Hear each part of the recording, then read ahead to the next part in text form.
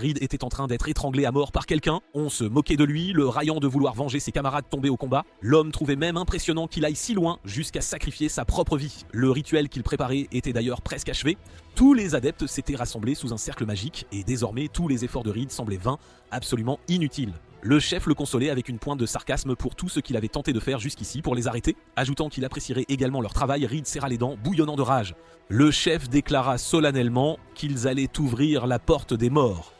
Puisque c'était un grand jour de célébration, il lui accorderait par pure miséricorde un jour de plus à vivre. Une expression de deuil profond sur son visage, impuissant tandis qu'il regardait le chef déchaîner ce nouveau monde. La damnation d'un autre monde s'ouvrait également, libérant une horde de démons et de monstres venus d'un royaume lointain. Désormais, l'équilibre même du monde était complètement brisé et chaque loi qui maintenait jadis la paix et l'égalité devint soudainement malléable. Ainsi, la frontière entre la mort et la vie s'estompa, devenant une simple illusion. Après avoir déchaîné ces monstres, le groupe de la boîte de malice utilisa la puissance de la porte pour établir une toute nouvelle loi sur le monde.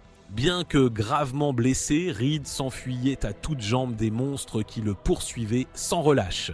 L'un d'eux était sur le point de lui mordre la main et il dégaina son épée. Il soignait lentement sa main, désespéré à chaque mouvement. Cependant, il ne fut pas assez rapide du monstre et le monstre avait l'intention d'arrêter l'hémorragie, de se régénérer les blessures à la main, mais ce n'était absolument pas le genre de problème auquel il devrait songer en ce moment précis. La porte venait tout juste d'être ouverte et il ne pensait pas pouvoir y faire quoi que ce soit, absolument rien. Le monde était irrémédiablement brisé et il ne reviendrait jamais, au grand jamais, à son état d'antan. Alors qu'il s'agenouilla dans un chagrin abyssal, il eut un flashback se remémorant le temps où son ami Norn l'encourageait avec ferveur et admirait sa persévérance inébranlable. C'est alors qu'il réalisa quelque chose d'incroyable intérieurement, que le lui-même n'avait plus aucune règle et que la magie n'avait plus de limite. Et surtout, serait-il possible de ramener absolument tout le monde à la vie, retourner dans le passé et ainsi limite refaire complètement le cours des événements où il lui faudrait au moins une année entière pour rechercher tout ce dont il pour se motiver et continuer d'avancer toujours pas à trouver la bonne réponse. Il se rappelait constamment la douleur au-delà de toute mesure. Il abattit un autre monstre sans pitié. Serrant sa main blessée, il déplorait amèrement le fait de ne plus une expression amère et résignée sur le visage. Il retourna à son laboratoire. 1000 ans plus tard, Reed travaillait encore inlassablement dans sa tour quand soudain un monstre apparut et l'attaqua sans crier gare. Il travaillait sans relâche sur un sort capable de remonter le temps. Dans le monde chaotique où il vivait désormais, il aurait dû en toute logique y parvenir sans la moindre limite. En fait, une centaine d'années s'étaient écoulées, il avait bel et bien réussi à construire le sort et le cercle magique. Cependant, il n'avait jamais été capable de l'activer, pas une seule fois.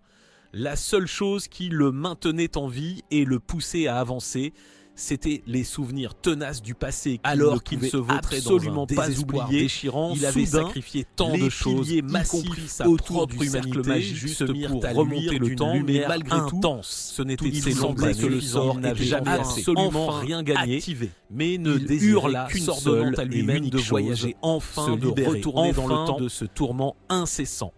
Une lumière aveuglante le consuma entièrement et il se désintégra lentement et remarqua cette lueur de jeunesse retrouvée en lui. Sans la moindre ouvrit les yeux, il fut avec une expression de pur ravissement sur le visage. Il avait enfin réussi le sort de retour dans le temps. Il se jura solennellement que cette fois-ci, il arrêterait ces villes individus maléfiques de ruiner le monde coûte que coûte. Juste à ce moment-là, un type à l'air plutôt grincheux nommé Dawson apparut, vociférant sa frustration pour le travail ingrat qu'il devait accomplir. Surpris, Reed courut prestement vers lui et attrapa sa chemise, histoire de mieux observer le gaillard. L'homme, visiblement déconcerté par ses actions, ne comprit rien. Agacé au plus haut point, il tenta de frapper Reed en plein visage, mais celui-ci esquiva l'attaque, croyant que Reed se moquait ouvertement de lui. Reed recula aussitôt, s'excusant platement de l'avoir envahi. Dawson l'attaqua à plusieurs reprises, avec une fureur non dissimulée, tentant désespérément de lui porter un coup. Cependant, Reed se révéla bien plus rapide, surtout maintenant que son corps était redevenu plus léger. Il regarda alors d'un air perçant cet homme claqua des dents d'agacement effrayant et étrange, et les laissa derrière lui. Bougon, que Norn arriva à la rescousse demanda à son ami s'il allait bien car il agissait vraiment de manière silencieusement en lui tenant la main de ne plus jamais la laisser souffrir, plus jamais. Cette fois, il la protégea de tout ce qu'il possédait de toutes ses forces. Parfaitement bien et il la remercia sincèrement pour absolument tout. Dawson leur cria de derrière, leur ordonnant de se remettre en route sans tarder. Elle s'excusa aussitôt et après s'être ressaisie un instant, elle dit à Reed de se dépêcher également bien que ses actions lui semblaient décidément bien trop étranges. Pendant ce temps, Reed contemplait silencieusement, se demandant pourquoi il ne parvenait toujours pas à se rappeler comment ce jour fatidique avait réellement commencé. Il devait absolument se souvenir de tout, chaque détail, peu importe le temps infini qui s'était écoulé pour lui.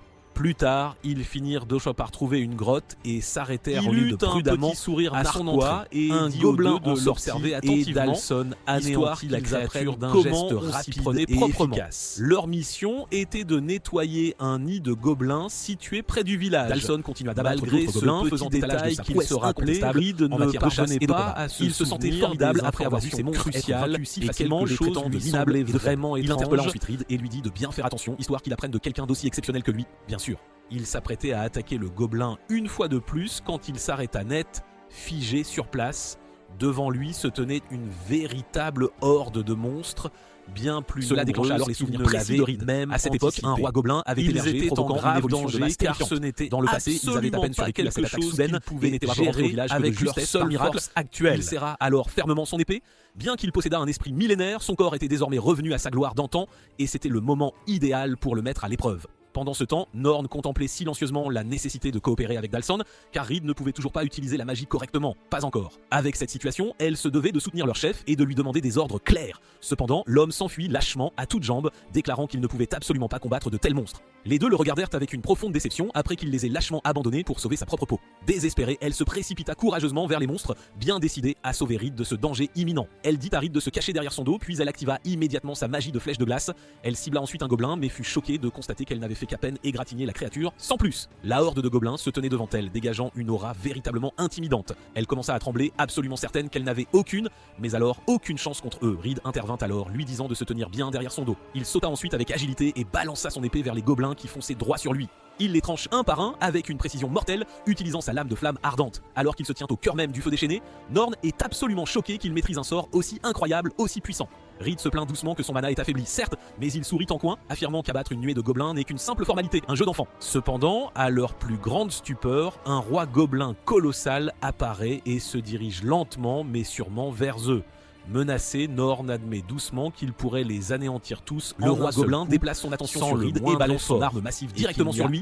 Reed parvient à peine à bloquer l'attaque, le choc est terrible. Tandis que Norn hurle son nom, il recule d'un pas et se recalibre, reprenant ses esprits. Il sent son corps commencer à s'affaiblir, frustré que ses 1000 ans d'entraînement ne puissent pas suivre le rythme de ce combat acharné. Le roi gobelin lève son arme gigantesque et s'apprête à frapper de nouveau quand Reed, d'un mouvement fluide, saute sans effort au-dessus de lui et balance son épée. Il se charge alors de mana gravitationnelle et frappe son adversaire avec sa technique. Il manque peut-être de force brute, le roi gobelin est immédiatement projeté au sol dans un fracas assourdissant. Les autres gobelins, tous terrifiés, tentent de s'accumuler, de s'enfuir, de lui échapper à toute vitesse. Refusant catégoriquement de les laisser s'échapper, il déchaîne une autre attaque dévastatrice et anéantit la totalité des gobelins restants.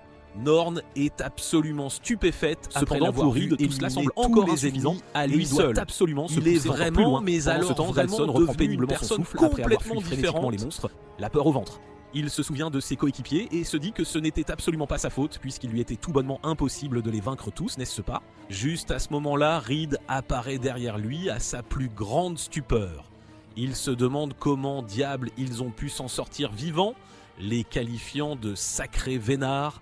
Cependant, Norn s'approche de lui et lui dit ces 4 vérités. Dalson n'en croyait tout simplement pas ses oreilles, tous après avoir entendu qu'ils avaient abandonné la totalité des gobelins. Plus tard, il retourne au bureau de la maîtresse de clan, Reyna, pour lui faire un rapport détaillé de ce qui s'était passé. Il lui donne tous les détails, lui expliquant qu'il fallait rencontrer l'évolution de masse pour accomplir cette mission. Reed remercie Dalsin d'avoir accompli la tâche en toute sécurité, avec un petit sourire en coin. Reyna, sentant une pointe de tromperie, demande si tout cela est bien vrai. Dalsin confirme immédiatement, un peu trop vite. Il regarde nerveusement ses membres, pensant qu'il est de toute façon absolument impossible que Reed ait pu abattre la totalité des gobelins seul. Après la réunion, Reed remercie Norn d'avoir si bien joué le jeu. Curieuse, elle lui demande alors pourquoi il n'a pas dit la vérité, toute la vérité, à la maîtresse de clan. N'étant pas encore prêt à révéler quoi que ce soit, il s'excuse auprès d'elle, expliquant qu'il ne peut absolument pas l'expliquer pour le moment. Il se dit silencieusement qu'il doit absolument économiser suffisamment d'argent et quitter le clan sans tarder, histoire de détourner toute attention de sa personne. Bientôt, la fameuse boîte de malice commencera à élaborer ses sinistres plans et ouvrira la porte des enfers, à nouveau. Pour empêcher que le passé ne se reproduise, il doit devenir encore plus fort. Cette fois, il ne faillira pas à sa tâche de protéger ceux qui lui sont chers et de sauver le monde entier. Pendant ce temps, Reyna discutait du récent événement de l'évolution de masse des gobelins avec ses fidèles subordonnés. L'un d'eux rapporte que celui qui a vaincu ces monstres était un magicien incroyablement puissant, capable de lancer des sorts d'une force redoutable. Avec cette information, Reyna ne peut s'empêcher de penser que Dalsan cache quelque chose, et ses pensées se tournent également vers Reed. Elle envisage de les confronter directement, mais elle considère également l'option de les observer attentivement d'abord. Tout cela commence à devenir bien plus intéressant pour elle qu'elle ne l'avait imaginé. D'un autre côté, Reed examine avec une grande attention les quêtes affichées sur le tableau d'affichage. Puisqu'il dispose d'un temps limité, il souhaite choisir une quête qui lui rapportera une récompense suffisante pour pouvoir quitter le clan sans encombre. Cependant, cela s'avère être un véritable casse-tête, car il ne possède pas un très bon dossier. Soudain, une annonce particulière attire son attention, l'intriguant. Un homme l'interpelle alors par derrière, lui disant qu'il peut tout à fait rejoindre la quête s'il est curieux. Quand il se retourne, il aperçoit Lordos, le plus puissant de son clan, les ailes de la liberté. Il se souvient de cet homme comme d'une personne à la personnalité froide et d'un fervent défenseur de la méritocratie. Reed ignorait totalement que cet homme avait été envoyé par Reyna elle-même pour le surveiller de près. Reyna lui avait fait part de ses profonds soupçons concernant Reed et elle avait désespérément besoin d'une confirmation rapide. Actuellement, Lordos se plaint doucement de cette mission qui lui a été confiée, la considérant comme une pure absurdité, une perte de temps. Pendant ce temps, Reed trouve les agissements de Lordos plutôt louches et se méfie grandement de lui. Quoi qu'il en soit, il a désespérément besoin d'un travail bien rémunéré. Alors il affiche son plus beau sourire, il a son propre problème bien plus pressant avec la boîte de malice qu'il doit rejoindre absolument prioriser. Il se devrait être les toute dernière mission avec autour de lui, il doit s'occuper personnellement de cette boîte de malice. En absolument pas l'intention de s'éterniser un groupe organisé, car ils vont enquêter sur des disparitions de voyageurs. Un cas délicat. Reed commente avec un petit air désinvolte que puisque c'est avec lui, le combat devrait être une simple formalité, un jeu d'enfant. Cependant, ce qu'il trouve vraiment difficile à gérer, c'est le caractère glacial du gaillard. Commente que Lordos est suffisamment aimable pour les laisser se joindre à eux et que cela peut être pourquoi ils ont excellente expérience déjà après une telle difficulté. Si elle a peur, elle est tout à fait libre de se retirer veiller sur lui, surtout après son combat acharné contre les gobelins. Depuis ce jour, elle a résolu de le surveiller secrètement elle aussi. Dalsan, lui, ne peut s'empêcher de jacasser, disant qu'il n'arrive pas à croire qu'il se retrouve dans la même équipe que Lordos, qui doit sûrement fréquenter des nobles à longueur de temps. Quelle chance! Lordos le trouve passablement agaçant, mais choisit de garder le silence tout en maudissant Reyna dans son esprit pour lui avoir refilé une mission aussi ingrate. Plus tard, ils partent tous enquêter sur l'affaire du voyageur disparu, interrogent les villageois et s'arrêtent sur la scène de crime pour évaluer plus précisément ce qui s'est réellement passé. Après s'être regroupés, ils parviennent à désigner la grotte qui semble la plus suspecte et donc la plus susceptible d'être la cachette du criminel. Dalsan se demande s'il s'agit d'un ancien groupe d'aventuriers qui aurait mal tourné, vu leurs compétences, mais il écarte rapidement ses inquiétudes, car après tout, quelqu'un d'aussi fort que Lordos est avec eux, n'est-ce pas ? Lordos trouve cela étrange également, car ce n'était pas du tout une scène de crime propre, et la plupart des traces n'avaient même pas été cachées. De plus, il n'a trouvé aucun cadavre humain aux alentours, ce qui est curieux. Il est confiant de pouvoir terminer cette mission, même avec ses 3 fardeaux qui le suivent comme des ombres. Pendant ce temps, Reed pense tout à fait le contraire. Il contemple silencieusement que cette situation semble difficile, même pour un expert comme Lordos. Il suppose que la boîte de malice pourrait bien être impliquée, car c'est un cas vraiment étrange, et dans le passé, ils étaient généralement derrière ce genre de crime, les petits malins. Dalsan se lève de son repos, plein d'entrain, et encourage le groupe à terminer cette tâche. Reed, lui, est toujours pensif, l'air sombre. Il a un très mauvais pressentiment à propos de cette mission et il ne peut absolument pas laisser les 3 autres s'impliquer dans un tel danger. Remarquant son hésitation, Dalsan l'interpelle d'un ton sec et lui dit de se remettre en mouvement. Reed exprime à voix haute que tout cela lui semble étrange, vraiment bizarre, et suggère qu'il fasse d'abord demi-tour pour rapporter les détails qu'ils ont recueillis jusqu'à présent. Dalsan le trouve carrément stupide, tandis que Lordos, lui, semble réaliser quelque chose d'important.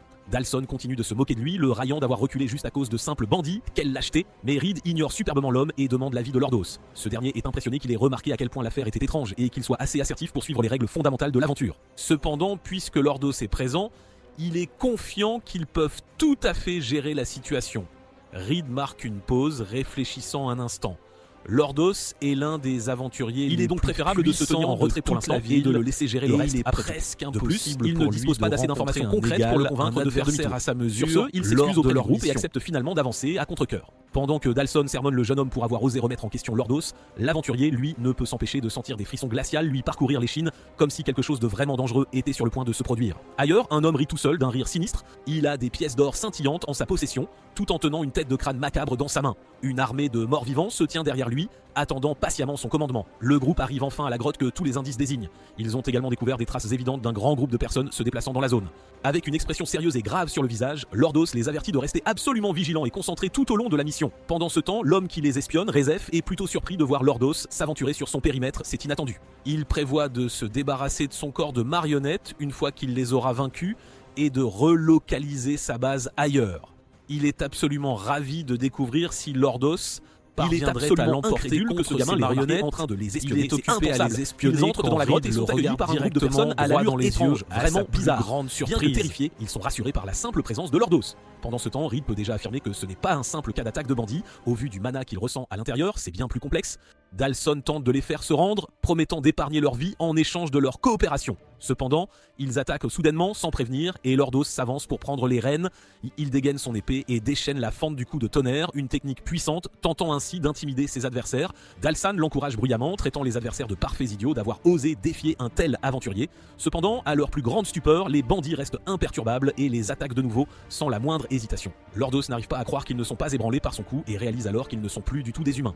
Reed peut instantanément affirmer qu'ils se battent contre des marionnettes humaines contrôlées par une nécromancie puissante qui est sans aucun doute sous l'emprise de la boîte de malice. Il essaie ensuite de localiser le lanceur de sorts, se concentrant intensément sur l'aura et son emplacement précis. Après un certain temps, il trouve enfin le lanceur de sorts et comprend qu'il les observe à travers une sorte de magie. Parce qu'il est bien trop concentré, il ne remarque pas l'une des marionnettes qui fonce droit sur lui. Heureusement, Lordos apparaît pour le secourir et le réprimande sévèrement pour s'être ainsi absenté en plein milieu de la bataille. Quelle imprudence! Résolu, il dit à l'aventurier qu'il peut prendre la relève du combat et se précipite alors dans la direction opposée. Ses coéquipiers tentent de l'arrêter, mais il s'engouffre à toute vitesse à l'intérieur du donjon. Il pense que c'est la meilleure stratégie car il lui est absolument impossible d'attraper le lanceur de sorts tout en combattant, c'est une évidence. Donc il laisse le reste à Lordos pour le moment pendant qu'il s'occupe personnellement du lanceur de sorts. Il s'arrête soudainement, net, et trouve enfin le lanceur de sorts. Rezef se lève de son siège et exprime sa surprise, admettant qu'il a des instincts bien plus vifs que ceux de Lordos, c'est étonnant. Il se présente ensuite, déclarant qu'il est un grand mage, un véritable génie, qui compte bien contrôler le monde entier de ses propres mains. Pour s'en assurer, Reed lui demande s'il est bien celui qui contrôle les cadavres des bandits. Rezef esquisse un sourire narquois et confirme, ajoutant que sa magie est tout simplement incroyable, n'est-ce pas? Il révèle qu'il a utilisé les cadavres des bandits pour dissimuler son identité et ainsi échapper à la connaissance du royaume. Reed peut instantanément dire que la magie mortelle, mais Reed le rejette d'un revers de main n'est pas la magie propre de Rezef dans le dos de son propre groupe et qu'il a purement et simplement volé le pouvoir de la boîte de malice. C'est évident. Rezef ne peut plus cacher son profond dédain après avoir été traité de vulgaire voleur. Il le trouve particulièrement désagréable, surtout après qu'il ait reconnu sa force.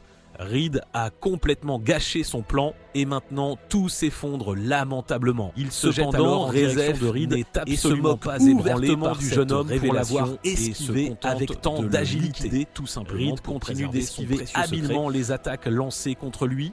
Rezef laisse échapper un rire menaçant et la projette sur son ennemi des attaques alors qu'il célèbre un instant, déclarant avec assurance que ce gamin n'a absolument il n'en revient pas contre lui un tel sort avec une telle facilité. Reed s'approche avec assurance, voyant Rezef se sentir menacé. Il aurait dû savoir qu'un aventurier aussi fort existait et est choqué de le découvrir seulement maintenant.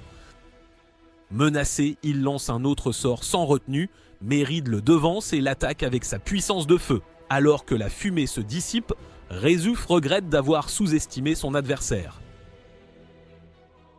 Sans le golem marionnette qu'il vient d'invoquer, il aurait sûrement perdu. Pendant ce temps, l'équipe combat d'autres marionnettes. Norn peine à les repousser quand Lordos apparaît et la sauve. Elle le remercie de l'avoir sauvé, tandis que les marionnettes reprennent vie.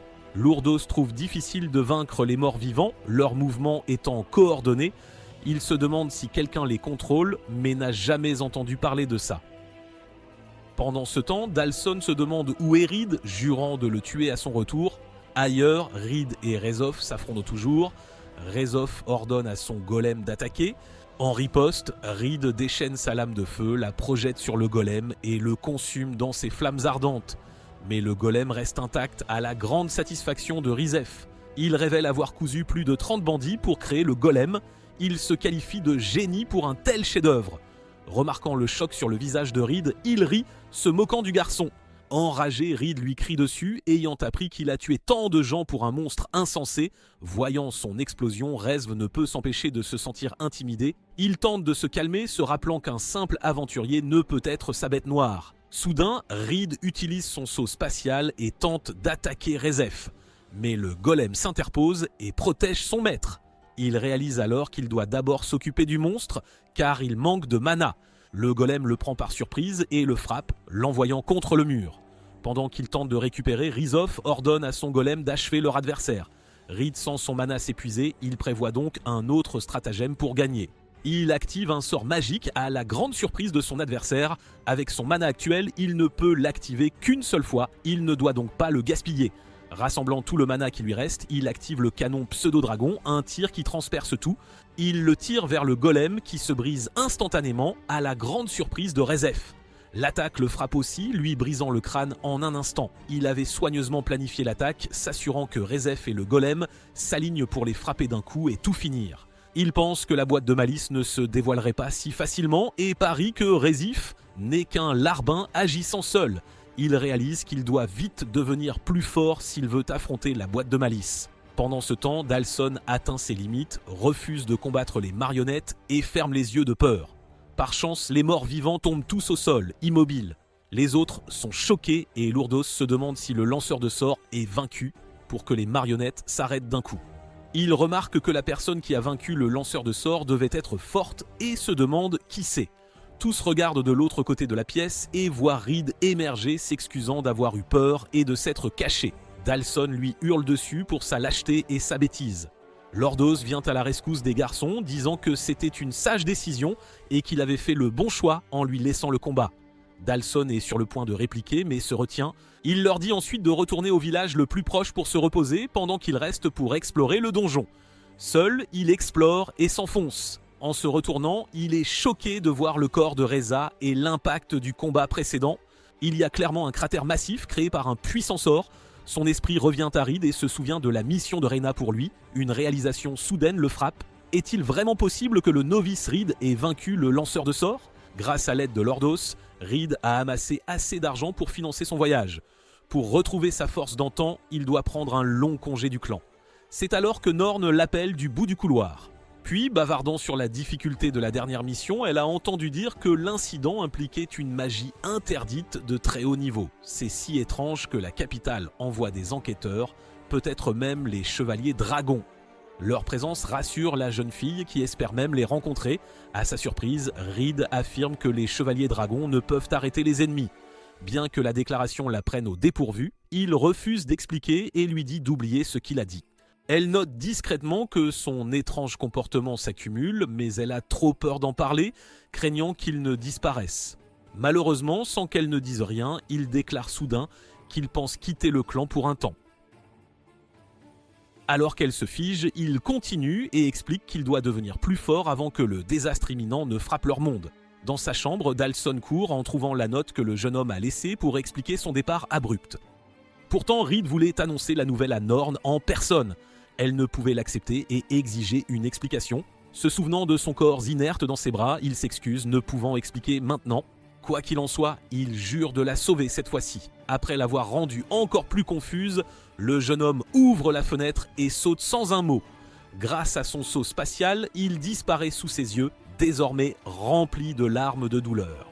Il ne pouvait que demander pardon et jura de sauver tout le monde du destin funeste qu'ils avaient affronté dans son autre vie. Après tout, il avait passé 1000 ans à se préparer pour ce moment. Au bureau de Rina, Lourdos rapporta que les événements suspects continuaient dans leur ville. Avec les chevaliers dragons de plus en plus actifs cette année, il ne peut s'empêcher d'être méfiant. Elle s'en moque et s'inquiète plus de son avis sur Reed. Le garçon semblait cacher la force d'un guerrier d'élite, mais ne semblait pas mal intentionné. Si nécessaire, Lourdos est prêt à le coincer juste assez pour qu'il montre son vrai visage. La maîtresse de clan est ravie de faire confiance à son intuition et est intriguée, car elle commence enfin à comprendre ce qui s'est passé lors de certains incidents. Ses compétences étant trop bonnes pour un novice, l'aventurier se demande s'il utilise un outil magique. Quoi qu'il en soit, Reyna est heureuse d'accueillir des gens capables, aussi étranges soient-ils. C'est alors que Dawson fait irruption avec un rapport urgent. Il est réprimandé et on lui dit d'apprendre à frapper car ils sont en réunion importante. Bien qu'il comprenne, il doit quand même annoncer la nouvelle de la note de Reed concernant son départ en voyage seul. Ils sont stupéfaits un instant et exigent plus de détails. Reyna était particulièrement angoissée, ne voulant pas perdre un aventurier si précieux. Déterminé à devenir vite fort, Reed décida qu'Hécat était la meilleure option, étant aussi un point de passage vers sa première destination. Le seigneur de la cité est soupçonné de collusion avec les membres de la boîte de malice. Alors qu'il poursuit son chemin, il croise des calèches et court vers elle, agitant la main pour demander à être pris en charge. Se présentant comme un aventurier, il plaide et dit qu'il peut aider. Étudiant le garçon maigrelet à l'équipement minable, le cocher lui demande s'il fait partie d'un clan et on lui répond fièrement qu'il est un novice du clan Hales de la Liberté. Avant que l'homme ne puisse répondre, d'autres voix s'élevèrent derrière, le traitant de faiblard. Il déclare que les taureaux rouges enragés ont déjà pris la garde de la calèche. Comme ce serait dommage de le laisser partir, ils l'autorisent étrangement à se joindre à eux, se montrant même très amicaux avec le jeune aventurier qu'ils viennent de rencontrer. Reed essaie de se souvenir d'eux, mais sa mémoire est floue. On lui demande s'il a soudainement changé d'avis. Il esquisse un sourire, acceptant joyeusement l'offre qui l'aiderait à économiser un peu d'argent. Surpris par sa réponse naïve et intrépide, Zeto grogne et lui dit de monter dans la voiture. Son comportement hautain déconcertait l'homme bourru, mais au fond, ils avaient bien l'intention de le malmener à leur guise une fois partis. Absolument épuisé, Reed envisage de faire une sieste pendant que leur voyage continue. Le voyant bâiller profondément, Zito lui demande ce qu'un type comme lui fait à voyager seul jusqu'à Hecat. Le regardant à peine, il dit ne pas pouvoir partager d'informations confidentielles. Il se moque déjà de lui, sachant qu'une mission d'un si petit clan ne peut être si... Il réfléchit. Aucune preuve solide, mais le seigneur pourrait être lié à un culte, alors il part enquêter. Leur dire ça ne lui vaudrait que des moqueries. Cran partage alors qu'ils sont sous ordre royaux pour enquêter sur une résistance grandissante. Difficile de croire que le seigneur engagerait un clan extérieur ayant une armée privée. Sans vouloir les accuser d'être louches, il avertit les aventuriers qu'ils pourraient être utilisés et jetés s'ils ne sont pas prudents. On demande aux novices s'ils doutent qu'ils soient engagés pour un gros travail, alors il leur dit de se détendre, car c'est à eux de décider s'ils veulent suivre son conseil. Ces mots deviennent de plus en plus insultants, et pour couronner le tout, il s'endort sans le moindre souci. Lassé de son arrogance, Zito sort sa lame pour donner une leçon aux garçons, mais leur calèche entière secoue soudainement sur le côté et manque de se renverser. Il crie au marchand de tenir bon, mais il est figé par la peur. Devant eux se dressait un gigantesque taureau qui dominait le paysage. C'était un cauchemar, une telle chose ne devrait même pas être si proche d'une colonie humaine. Les muscles d'un taureau normal sont si denses que leurs lames l'égratigneraient à peine, mais c'est la première fois qu'ils en voyaient un si massif. Ne voulant pas être ciblé, le marchand tente de faire un long détour, mais les taureaux rouges ne veulent pas retarder le voyage et risquer leur réputation. C'est leur chance de se faire bien voir du seigneur, ils ne doivent pas ralentir maintenant. Avec 7 aventuriers, ils devraient pouvoir en finir vite et passer à autre chose. Il implore tout le monde de s'unir et de frapper d'un coup. Ils essaient, mais rien ne marche et la bête rugit vers le ciel, projetant un autre aventurier au sol. Entendant des cris impuissants, les hommes commencent à perdre espoir, ni épée ni sort ne brisant ses défenses. Zito jure mais comprend, il dit à tous de décharger et de battre en retraite pendant que la bête est distraite. Puisque c'est une cargaison précieuse, ils encouragent le marchand à prendre ses responsabilités si elle est perdue, mais ils rétorquent qu'ils ont refusé d'écouter quand il leur a dit de faire demi-tour plus tôt. Ils étaient sur le point de perdre la vie avant même d'atteindre Hecat. Leur dispute est interrompue alors que le taureau s'approche, fixant ses nouvelles cibles. Maintenant qu'il a repéré la calèche, la seule option est de fuir. Cran frappe sur le bois pour réveiller le novice et lui dire de courir. Reed ouvre lentement les yeux, grommelant à cause du bruit, mais disparaît de leur vue dès qu'ils réalisent ce qui arrive à leur convoi. Tandis que le taureau chargeait droit sur les calèches, prêt à tout dévaster, le jeune homme apparaît d'en haut. Plongeant avec des yeux extrêmement concentrés, il abat sa lame sur la créature et brise le sol où il atterrit. Les autres hommes sont choqués par la vue et l'impact. Ils ne pouvaient que regarder, incrédules, Reed imperturbable, demandant juste où était la bête dangereuse. Il désigne l'endroit sous lui, incitant le jeune homme à fixer le monstre, monstrueux mais mort, sous ses pieds. Les aventuriers n'avaient même pas pu le couper, mais il l'a abattu d'un seul coup, mettant de côté la question de son identité pour l'instant.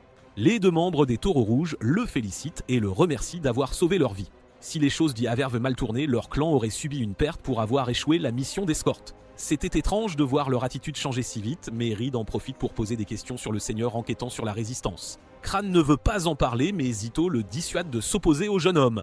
Il partage les rumeurs de troupes mécontentes planifiant un coup d'état contre le seigneur.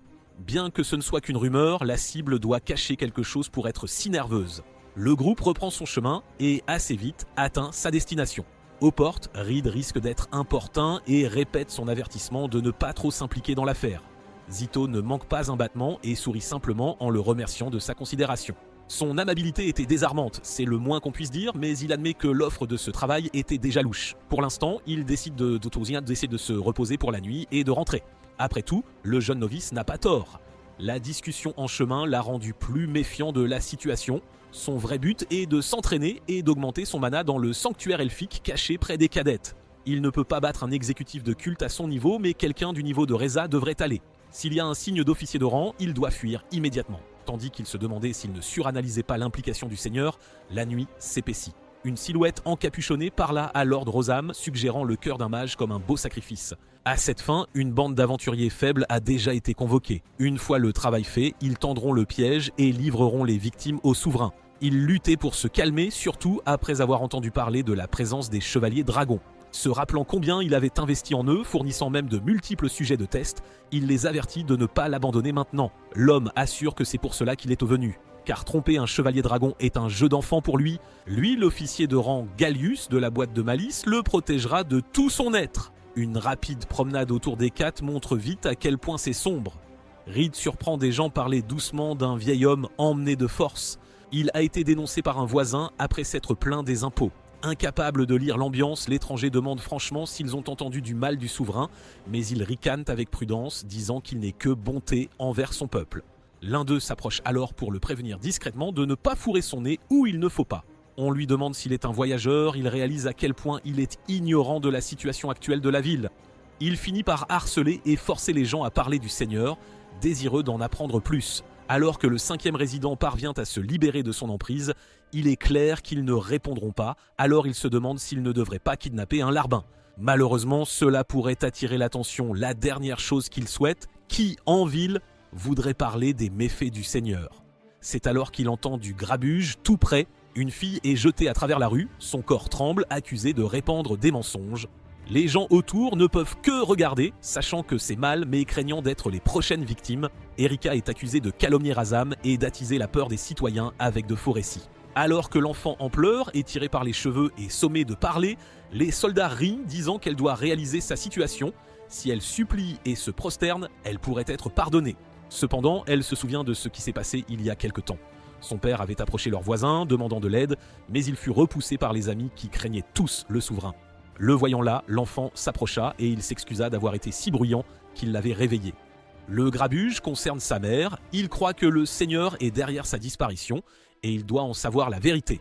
Tout le monde lui disait de laisser tomber, d'arrêter d'enquêter et de passer à autre chose. Il ne peut pas. S'excusant auprès de sa fille, il lui dit de retourner au lit et lui donne un câlin serré.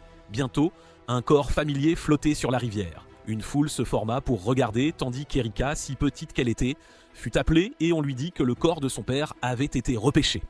Tandis que le capitaine Jergen fulminé, dérangé par l'odeur insupportable, les yeux de la petite fille s'écarquillèrent de choc et d'incrédulité. Elle demande franchement à l'homme qui lui a dit si son père avait été tué par Rosem. Il pâlit aussitôt et mentit, disant que c'était juste un horrible accident dû à la pluie, mais il était clair qu'elle avait compris ce qui s'était passé. Incapable d'en faire plus, l'homme se sauve et s'éloigne avec un air de regret. À la taverne, d'autres résidents n'en peuvent plus, sachant que l'enfant sera la prochaine à être tuée. Malheureusement, toute action les mènera à la mort juste après elle. C'est comme quand ses parents sont morts. Tous les adultes connaissent la vérité mais se cachent en silence. Ils restent clos là, observant en sécurité. Face au Seigneur, elle l'accuse d'avoir sacrifié sa mère et tué son père quand il a découvert la vérité. Furieux qu'Erika ose même lui parler, Raosam ordonne au capitaine de la mettre en pièces.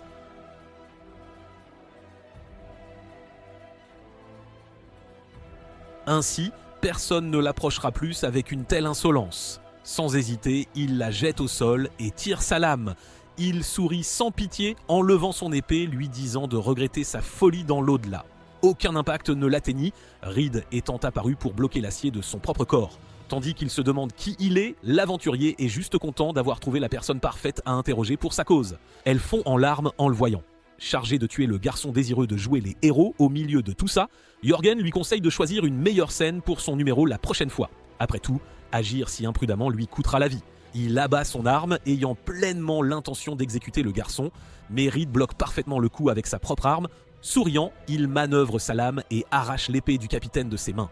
Tout le monde était choqué en voyant l'acier s'entrechoquer au sol. Le plus grand épéiste des quatre fut maîtrisé si facilement par un enfant. On lui dit que sa prise est faible et que ses yeux trahissent chacun de ses mouvements. En conclusion, le plus fort de la ville n'est pas si bon qu'on le prétend. Sa fureur est le signal, alors Reed prend la main d'Erika et dit qu'ils partent. Rosam ordonne à tous de les attraper, mais avant que quiconque ne bouge, l'aventurier avait déjà bondi et utilisé le visage du Seigneur comme tremplin. Heureusement, cette face pompeuse offrait un appui solide pour son saut. Juste comme ça, il a pris assez de distance avec les ennemis. Les serviteurs du Seigneur s'inquiètent pour lui, mais il leur ordonne juste de les attraper.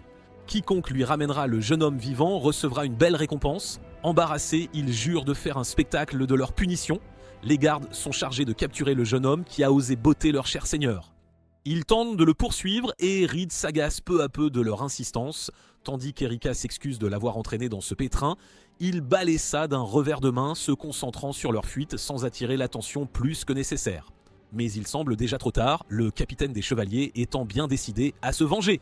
La jeune fille, rongée par la culpabilité, lui dit de la laisser là. S'il ne le fait pas, ils l'attraperont aussi. Il ignore ses avertissements et au lieu de la lâcher, il la prend dans ses bras, les deux pieds fermement ancrés au sol, prêts à tout. Les chevaliers, pensant avoir gagné, chargent pour l'achever, mais Reed utilise sa compétence de saut spatial et disparaît juste avant que la lame de Jürgen ne le touche. C'est la même magie qu'il avait employée pour surgir de nulle part. Alors qu'il les croit échappés, il est pris au dépourvu quand le garçon réapparaît juste devant lui, se téléportant pour lui asséner un coup de pied retourné en pleine tête. Le capitaine s'effondre, incapable de comprendre la vitesse fulgurante de cette téléportation. Cherchant toujours à les retrouver, il lève les yeux et voit un objet tomber du ciel. Une tuile solide le frappe et s'écrase sur sa tête. Tandis que ses camarades s'occupent de lui, Reed déclare qu'il le laissera partir cette fois, mais déconseille vivement aux soldats de le recroiser un jour. Quand elle demande qui il est, Erika apprend qu'il veut en savoir plus sur Rosem, de préférence par elle. Il entend alors que cet homme abject a toujours été malfaisant. Après avoir augmenté les impôts bien au-delà de la loi royale, il exécute quiconque ose résister. Son père le qualifiait même du pire seigneur de tout le royaume. Il offre de l'argent à quiconque dénonce les rebelles et la situation est devenue intenable, tout le monde étant appauvri. La ville était autrefois lumineuse et pleine de vie et son père était considéré comme un homme tout à fait respectable. Malheureusement, celui qui a hérité de sa position est un tyran pur et dur. Se souvenant des rumeurs sur un groupe de rebelles, il lui demande si elle en a entendu parler. Les adultes sont trop effrayés pour se battre et son père fut le seul à agir durant la tragédie des sorcières. Un jour, plus de 50 femmes disparurent de la ville et certaines furent de retrouvées plus tard dans les ruines, le cœur arraché. Cet incident abject le fait vomir de dégoût. Les gens y virent une sorte de rituel démoniaque et l'appelèrent ainsi la tragédie des sorcières. Sa mère fut l'une des victimes. Après avoir vu les soldats du Seigneur les escorter auparavant, tout le monde suppose discrètement que c'est l'œuvre de Rosam. Reed se souvient que le culte utilisait toujours les dirigeants locaux pour leurs rites obscurs. En d'autres termes, son implication avec la boîte de malice ne fait aucun doute.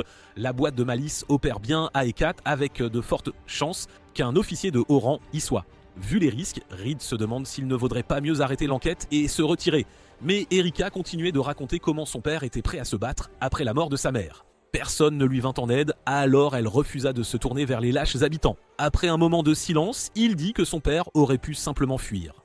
Au lieu de venger sa femme, il aurait pu choisir de s'échapper de la ville avec sa fille, qui était toujours en vie et avait besoin de lui à ses côtés. Il le savait aussi, mais il ne pouvait pas simplement fuir cet incident. Tandis qu'Erika est reconnaissante que l'étranger l'ait sauvé, elle hurle et soutient qu'il ne peut absolument pas comprendre. Au contraire, il comprend même très bien. Parfois, fuir est la décision la plus intelligente, bien meilleure que de mourir pour rien. En fait, il se souvient encore de Norne lui disant de s'échapper, mais il continuait de la bercer dans ses bras tandis qu'elle lui disait de trouver le bonheur quelque part, très loin. Si un objectif compte vraiment, la rage doit être réprimée et remplacée par une planification rigoureuse. Avec le temps, le vide commencera à se refermer et il y a même une chance de rencontrer de nouvelles personnes, de se lier d'amitié en chemin.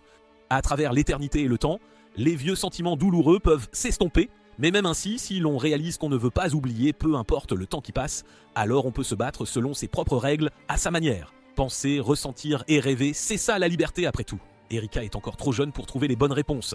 Néanmoins, elle proteste et veut essayer, alors il lui assure qu'il n'y a absolument pas lieu de s'inquiéter. Il va écraser Rosem et finir ce qu'ils ont commencé de ses propres mains. La première lueur d'espoir fait monter les larmes aux yeux de la jeune fille, incapable de retenir plus longtemps les émotions qu'elle avait si longtemps refoulées seule. Pourtant, se battre maintenant serait imprudent, et il leur faudrait un grand sortilège pour tordre le temps lui-même. Au cœur de la nuit, une calèche s'arrête juste à l'entrée du château du Seigneur. Un garde salue les chevaliers dragons du royaume royal et propose de les accompagner à leur chambre. Leila refuse sèchement, disant qu'elle veut voir la ville avant de rencontrer le Seigneur.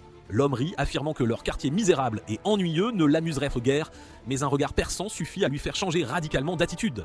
Comme pour faire son rapport, il montre un avis de recherche de Reed, le désignant comme un criminel semant le chaos en ce moment même, avertissant l'invité de cet homme méprisable.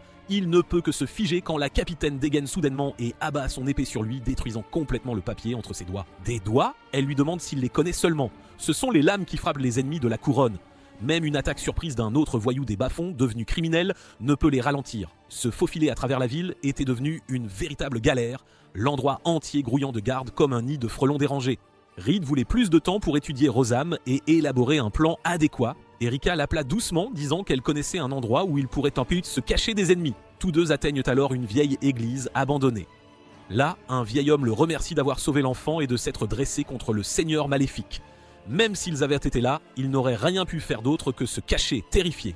Actuellement, ils se trouvent dans l'endroit où ceux qui ont tout perdu viennent échouer et une vieille femme offre alors aux nouveaux venus une tasse d'eau, bien qu'elle semble bien trop trouble pour être bue.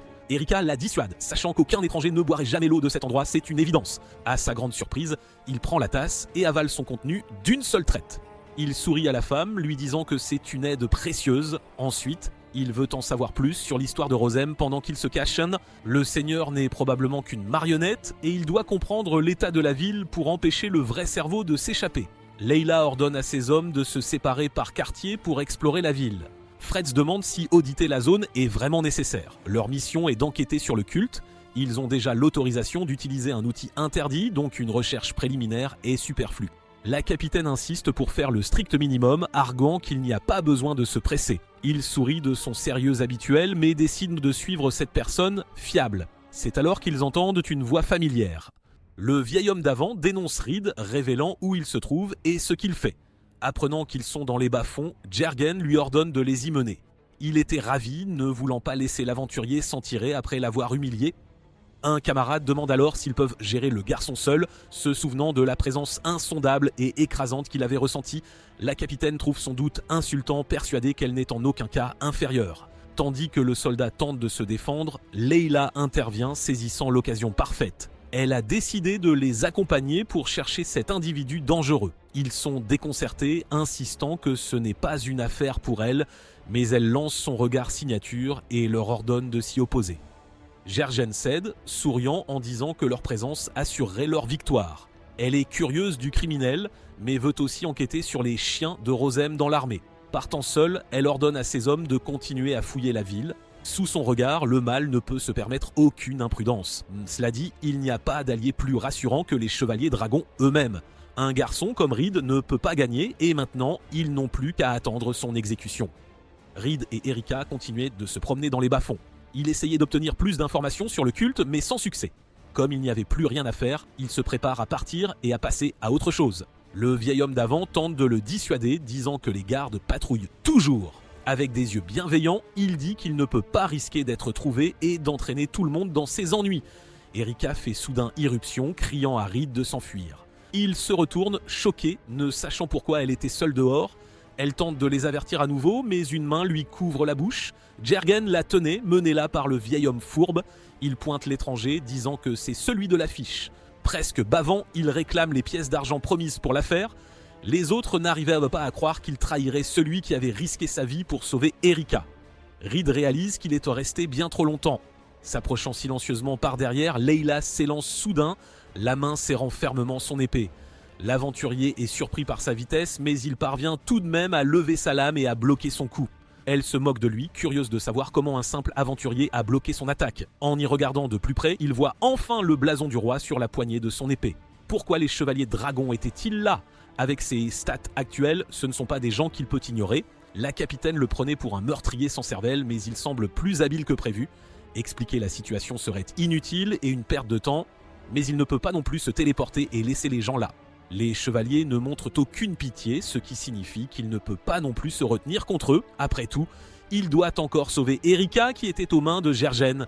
Une maîtrise de l'épée s'est développée après 1000 ans, mais son corps n'était pas assez fort.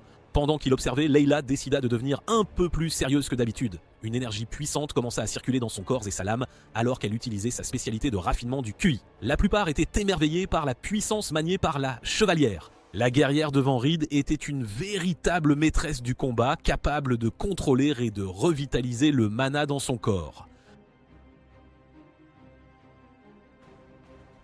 Ces deux techniques furent systématisées par les chevaliers dragons en art du ki sacré. Perfectionnant cela, Leila le chargea avec une vitesse redoutable.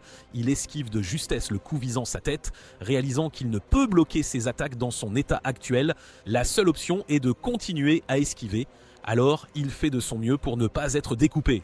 Voyant une opportunité, il parvient même à contre-attaquer d'en haut, tandis qu'elle bloque l'attaque, il enchaîne et lui assène un coup de pied au bras. Alors qu'Erika l'appelle bruyamment, inquiète, il lui couvre rapidement la bouche pour la faire taire.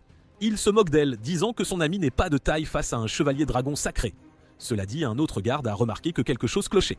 Gardant les yeux sur les deux, engagés dans un combat intense, c'était comme si Reed lisait chacun des mouvements de la capitaine.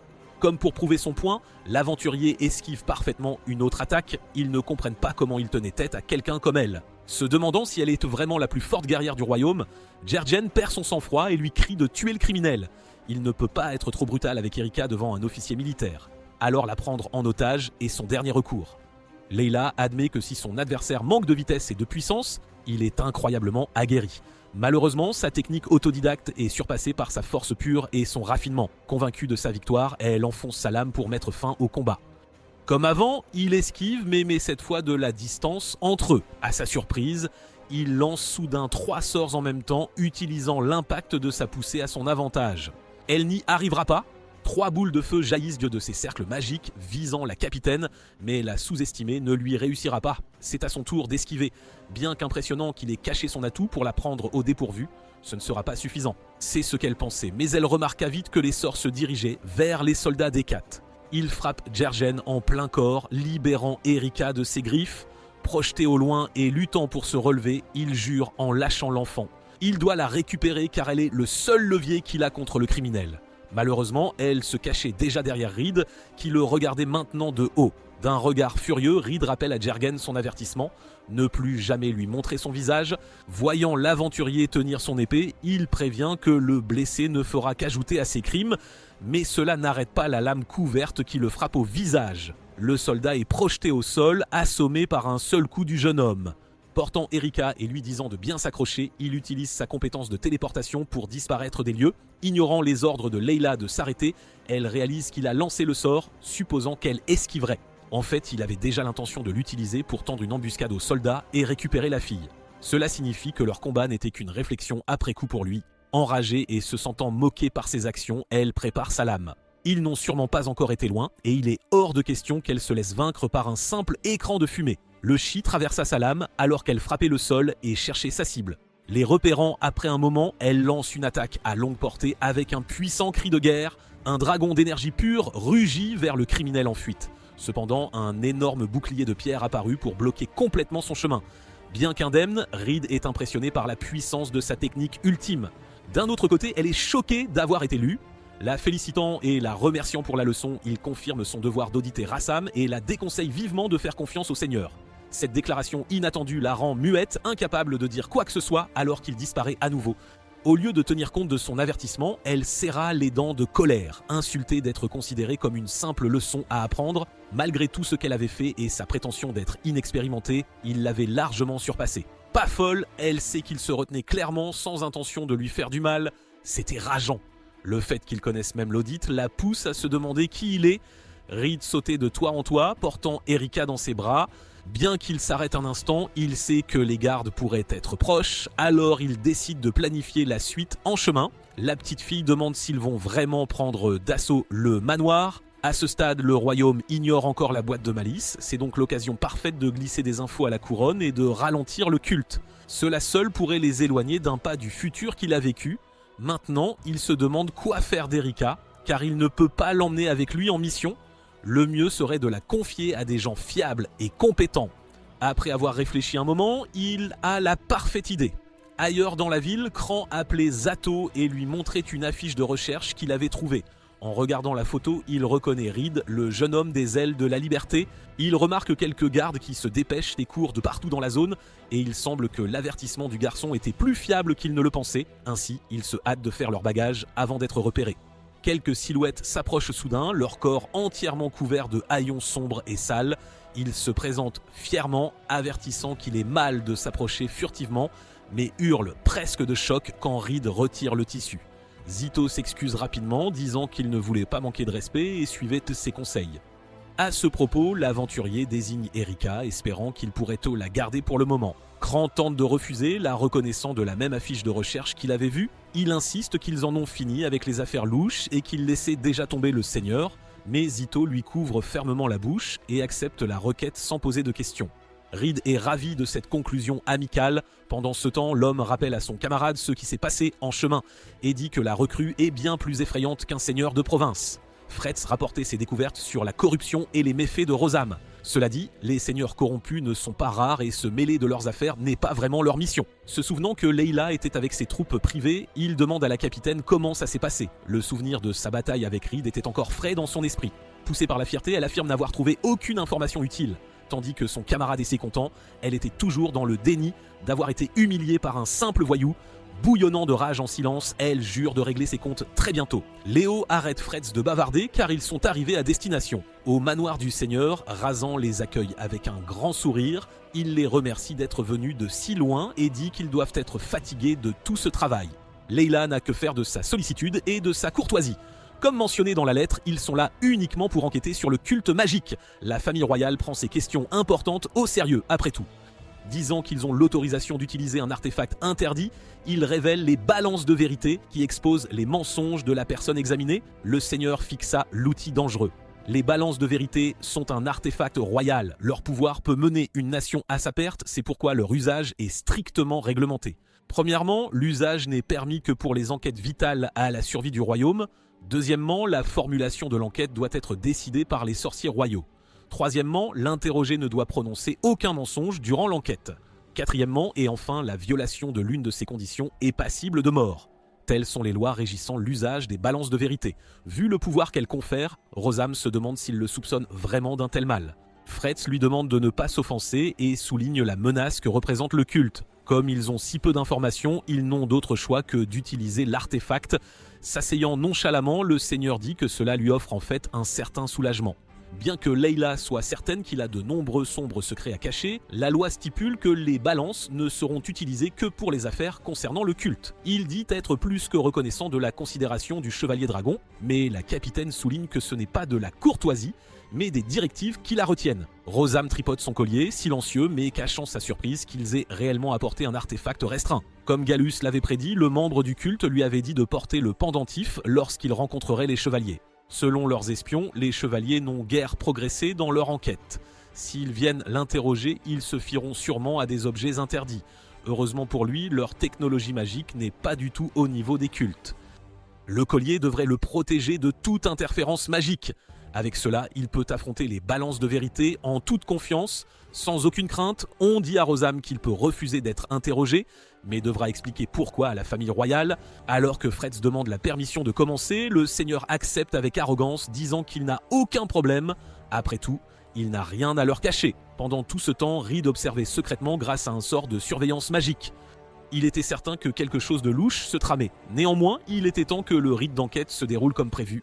Rosam avait toute confiance que le pendentif déjouerait les chevaliers à l'esprit lent. Si les balances restent équilibrées jusqu'à la fin, il sera déclaré innocent. Ils n'ont le droit de poser que 3 questions. Tout étant en ordre, Layla commence par demander s'il a déjà entendu parler du nom « boîte de malice ». Le seigneur feint de réfléchir mais dit non. Leurs yeux se tournent alors vers la balance qui, pour une raison quelconque, est resté parfaitement équilibré. Reed était sidéré, trouvant impossible qu'ils ne connaissent pas le culte. Informer les chevaliers dragons de la boîte de malice permettra d'avertir le royaume. Si un seigneur allié est abattu par un chevalier sacré, leurs collaborateurs disparaîtront. Comme ce n'était pas une chance qu'il pouvait laisser passer, le jeune homme jura d'exposer la supercherie. Si Rosam est désigné comme un criminel majeur, le mage qui le soutient ne tarderait pas à apparaître. En y regardant de plus près, Reed remarque que le seigneur a joué avec son collier tout le temps. Prenant une profonde inspiration, il jette un sort sur son œil, lui permettant de sentir et de détecter les fluctuations de mana. Layla continue et demande s'il a été contacté par un culte magique ou une organisation similaire.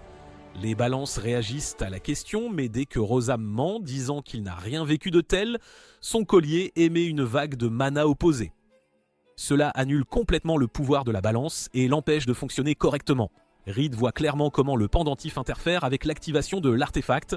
Au final, ils ont été parfaitement contrés. Mais comment? Il doit déjà y avoir un espion au sein de la famille royale. Fretz parle nonchalamment et est réprimandé pour avoir interrompu l'interrogatoire. Le destin de Rosam dépendant d'un seul résultat, une erreur pourrait faire exécuter les chevaliers, ils ne peuvent donc pas risquer de perturber le processus. C'était maintenant l'heure de la dernière question. Une voix coupa soudain tout, leur disant d'attendre.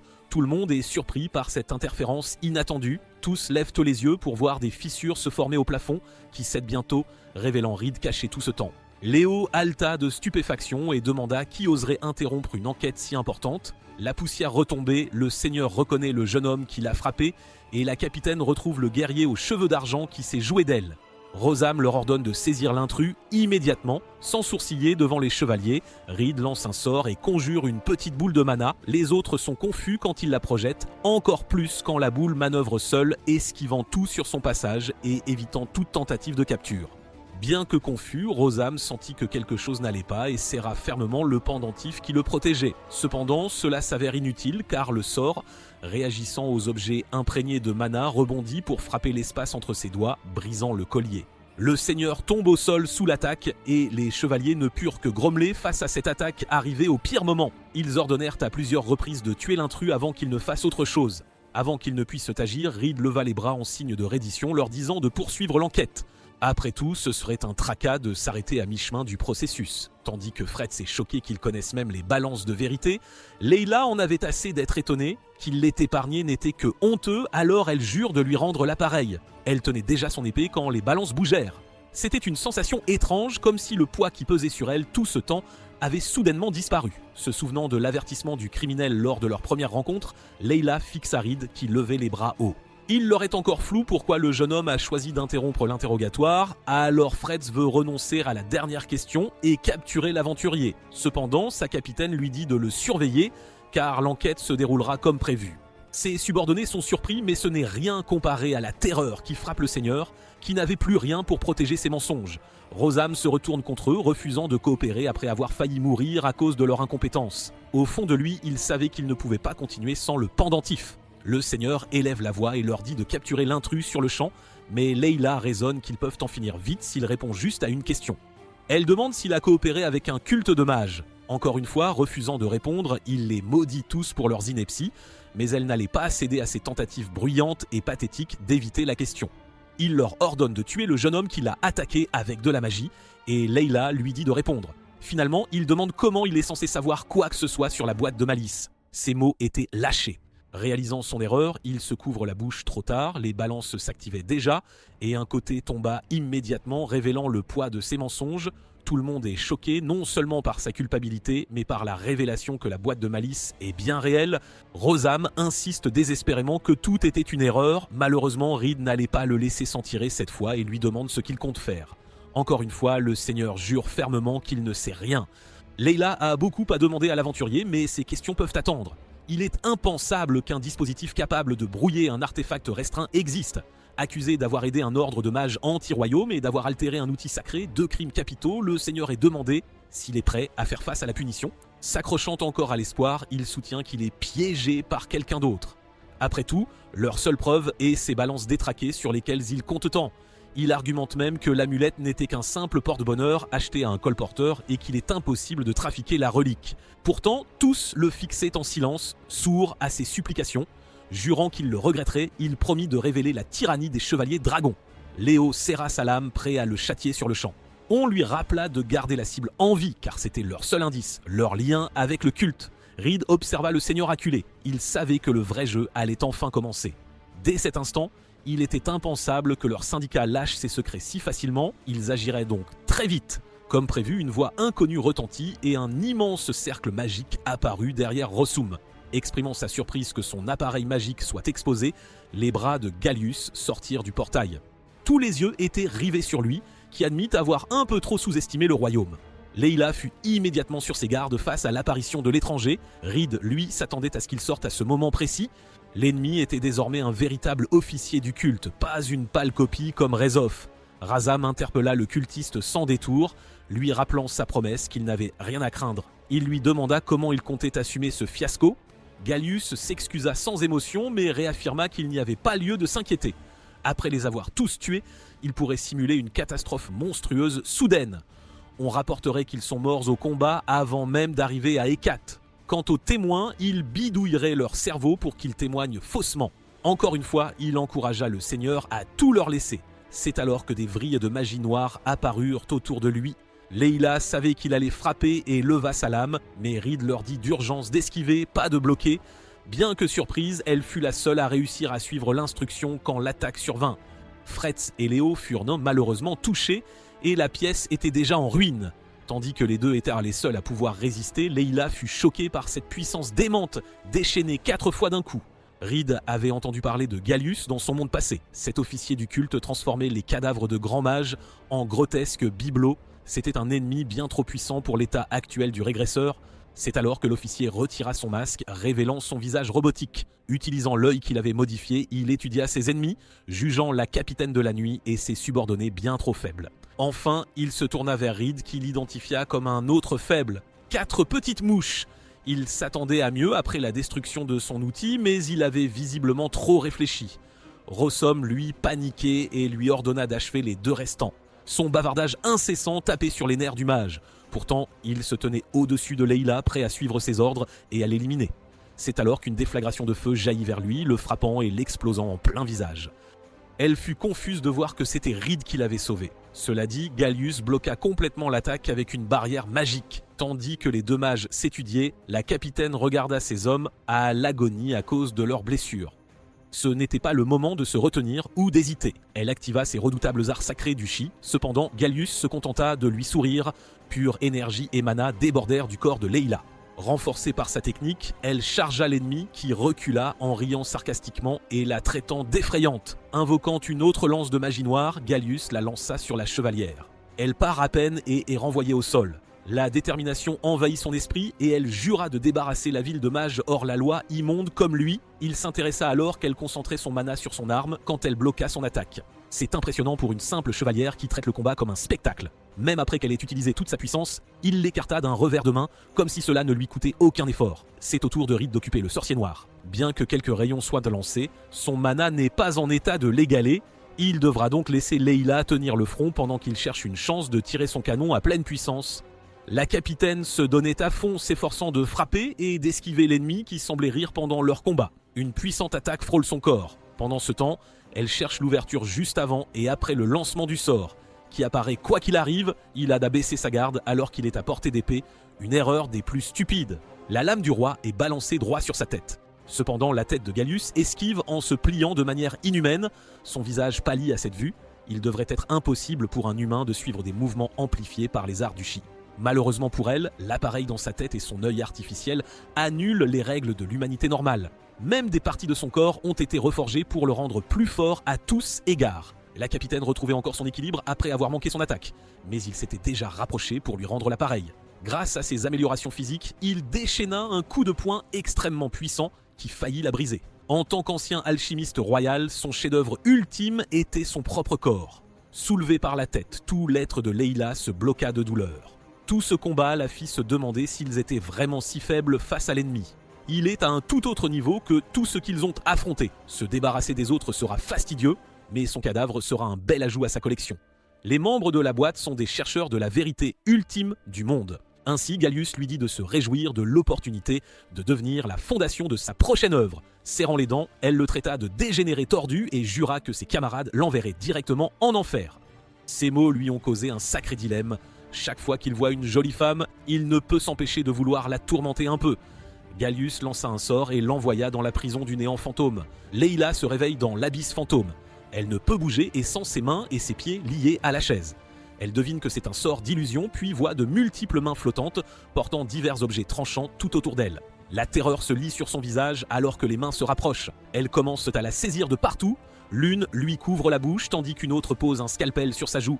Il commence à la découper très lentement, faisant hurler Layla d'agonie. Tout cela se passe dans son esprit tandis que Gallius la tient. Reed utilise un saut spatial pour se placer derrière lui. Gallius le remarque et jette la pauvre chevalière de côté. Il lance alors un sort pour projeter Reed, mais le mage astucieux utilise le rebond de sa lame pour esquiver le coup direct. Reed sait que son adversaire est un monstre de mana avec une profonde maîtrise de la magie. De plus, il ne semble y avoir aucune ouverture pour attaquer. Toute frappe frontale sera simplement évitée. Gallius dit qu'il peut voir l'émotion à travers le tremblement du mana.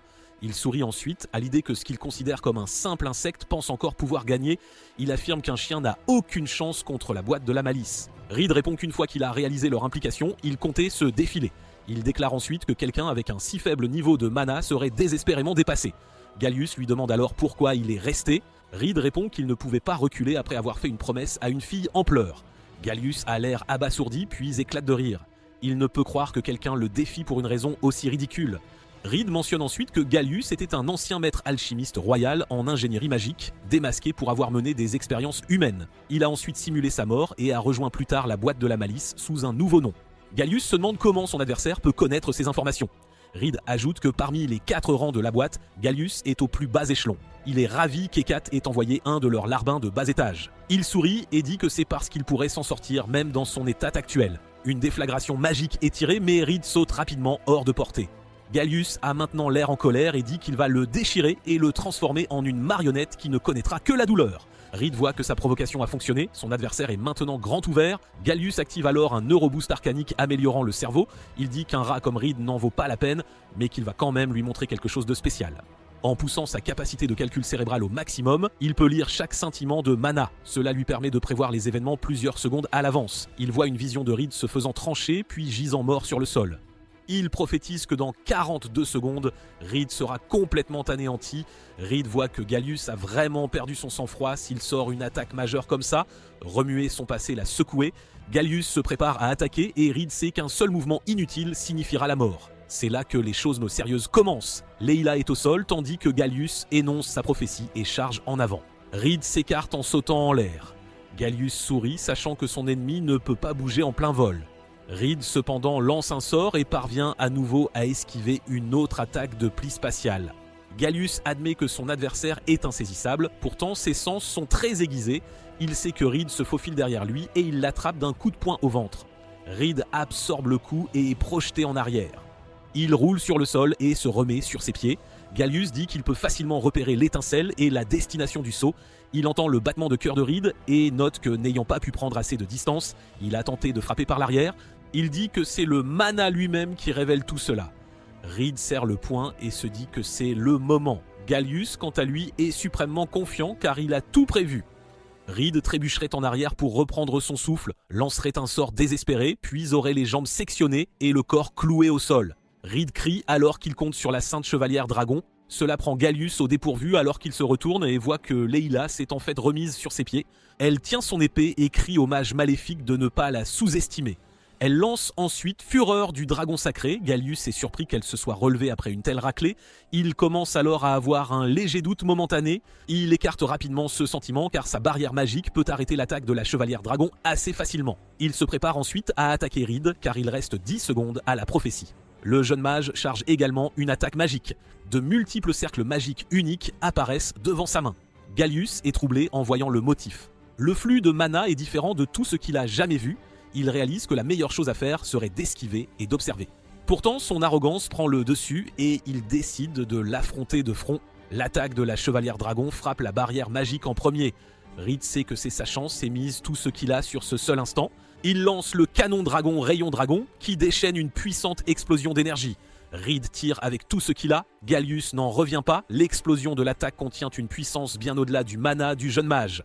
Pourtant, il sent qu'il peut simplement l'effacer et contrer l'attaque avec sa propre explosion magique. Gallius réalise que son adversaire puise dans l'atmosphère et convertit le mana en plusieurs fois plus d'énergie thermique.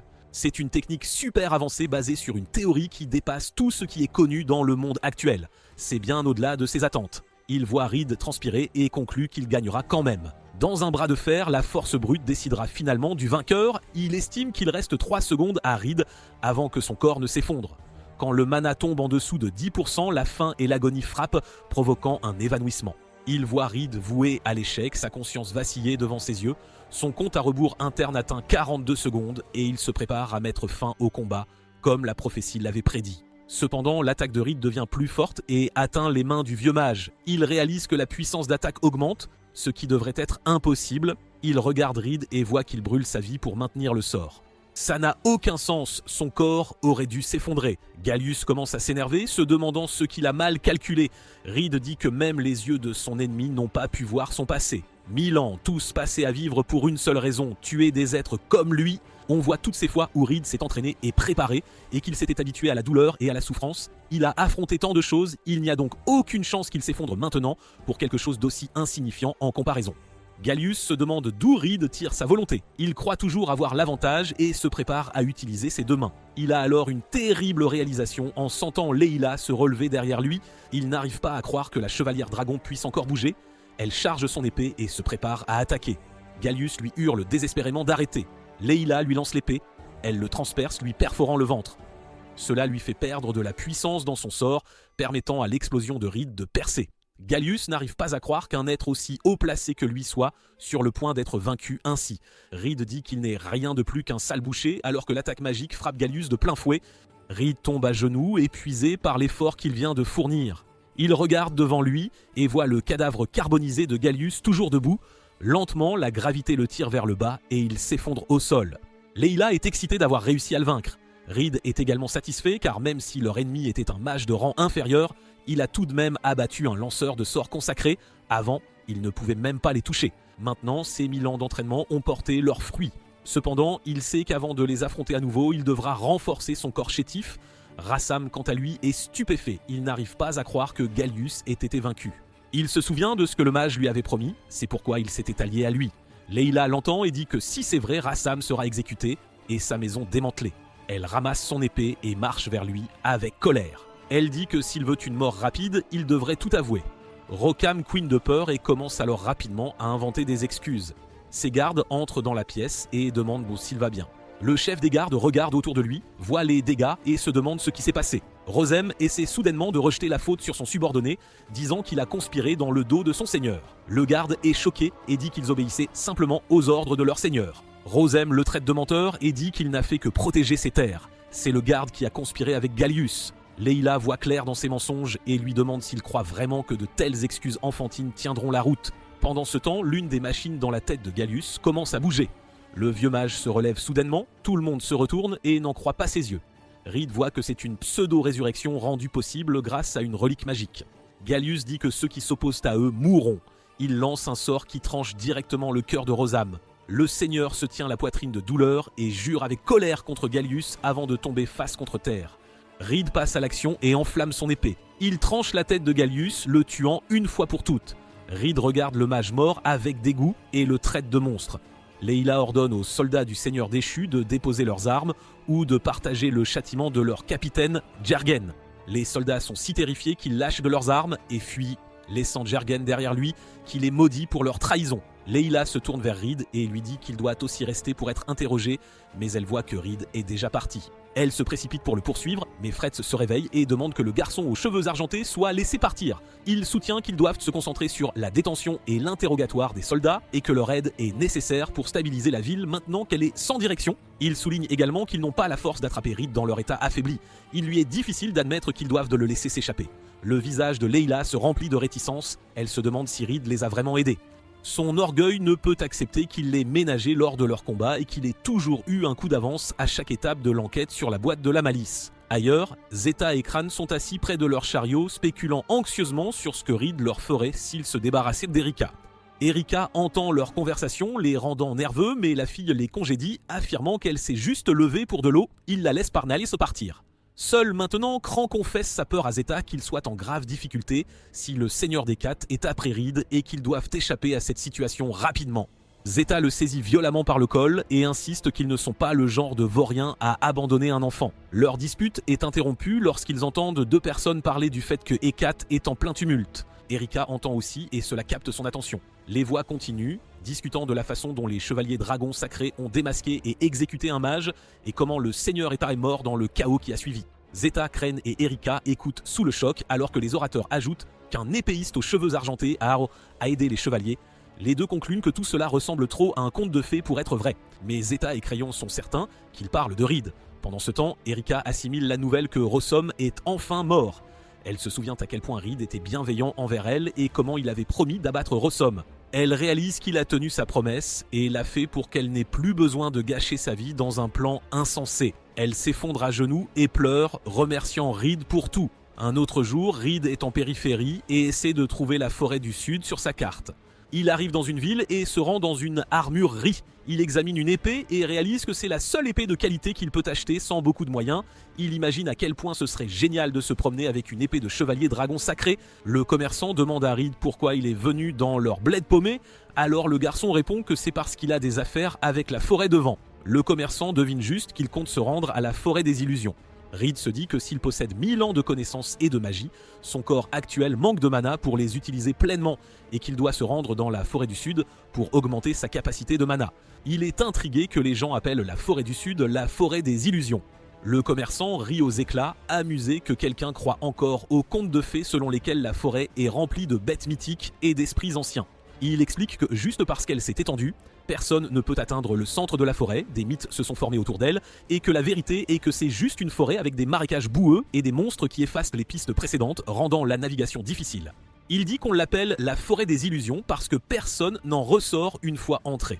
Le commerçant voit alors que Reed a une boussole de mana accrochée à sa ceinture. Reed explique qu'une boussole de mana est un outil magique qui pointe toujours le nord en lisant le flux de mana dans les lignes telluriques. Le commerçant le prévient que la boussole ne fonctionnera pas dans la forêt, car les arbres y émettent un mana unique qui rend la boussole folle. Reed rit de l'ennui, il déclare toujours avec confiance qu'il s'y rend pour découvrir ce qui se trouve au centre de la forêt. Le commerçant pense que le plus probable est qu'il alanoti et qu'il atteindra juste la lisière de la forêt et ne verra qu'un océan. Il prévient que de grands aventuriers et chevaliers auraient tôt déjà découvert quelque chose dans la forêt si les rumeurs étaient vraies. Reed paie l'épée, affirmant qu'il a un bon argument. L'homme quitte la boutique, il marche, songeant à ce village elfique secret, dissimulé au cœur de la forêt, où vivent des elfes dotés d'une immense puissance magique grâce à leur longévité exceptionnelle. Il révèle qu'il existe une méthode pour décupler son mana, le multipliant des dizaines de fois, tandis qu'il traverse les arbres, un loup tapis dans l'ombre le traque sans relâche. Reed utilise sa boussole magique dans la forêt, mais elle ne cesse de tourner en rond. Comme le disait le commerçant, il se remémore comment il connaissait l'existence de ce village elfique caché grâce à ses connaissances du futur, bien qu'il n'ait jamais mis les pieds dans la forêt du Sud auparavant. Maintenant qu'il y est, il est certain d'être entré dans le voile de fantasmes.